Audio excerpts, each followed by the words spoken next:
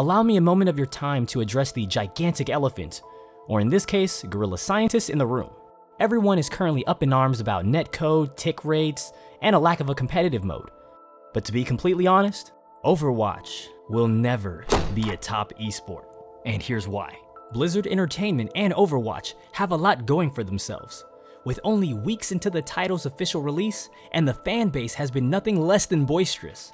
7 million players across all 3 platforms. To say that this FPS MOBA hybrid is a successful game would be a severe understatement.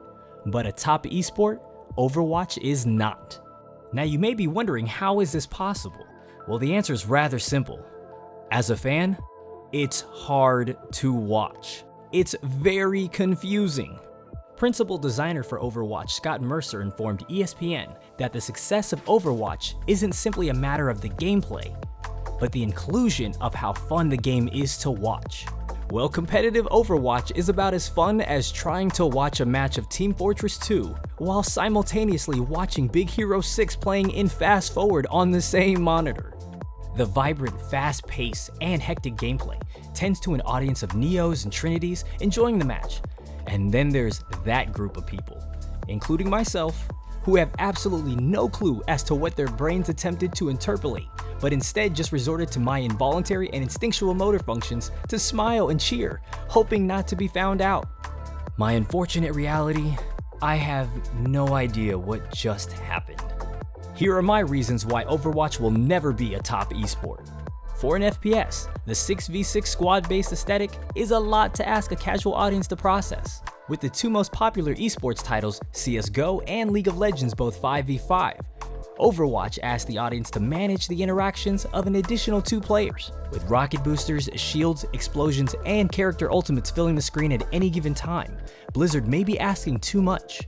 Matches begin understandably with a countdown before each team heads to an objective, but once we enter that fray, I am left to my own interpretation of what just preceded. The fun and appealing hallmark of Overwatch that differentiates itself from other current FPSs is the feature of hero swapping. While not the only title to implement such a mechanic, the ability to swap between all currently available 21 heroes doesn't lend to a match's level of coherence. Albeit the heroes and their silhouettes are certainly recognizable, which is a testament to the brilliant character design. I have absolutely no idea when a player has made a hero swap until a caster has announced it. The consistent and rather short respawn timers keep the action at 11, but as the match goes on, I'm simply left with a sense of disregard for player mistakes and punishes.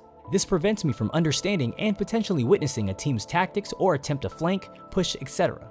It's just plain hard to follow. Lacking a dedicated spectator mode is detrimental for the audience entertainment as well as a training experience for the players. Players have found temporary workarounds by joining matches that have been filled. Being forced to sit on a bench allows the player to enter spectator mode until a spot opens up. Game director Jeff Kaplan explained that spectator mode will be implemented soon, but as for now, it's not quite sure as to the functionality of that mode once released. Blizzard has plenty of resources to create the perfect set of broadcasting and spectator tools for match viewing, but based on my recent viewings of Agents Rising, the current mode could use a bit of refinement and additional features like a map or an overhead view. Previous titles have implemented broadcasting tools into their spectator mode that provide slow motion features and free camera controls that can create a sense of clarity for hectic skirmishes or in map choke points. The current UI does its job by labeling teams and their weapon trails with opposing colors, but with the additions of a more defined team outline and more prominent ultimate counters would both benefit from higher visibility. Some of these issues Blizzard has either said they are already working on, and some they have not. Some fixes are more obvious and seem easier to correct than others, but to me, others seem fatal.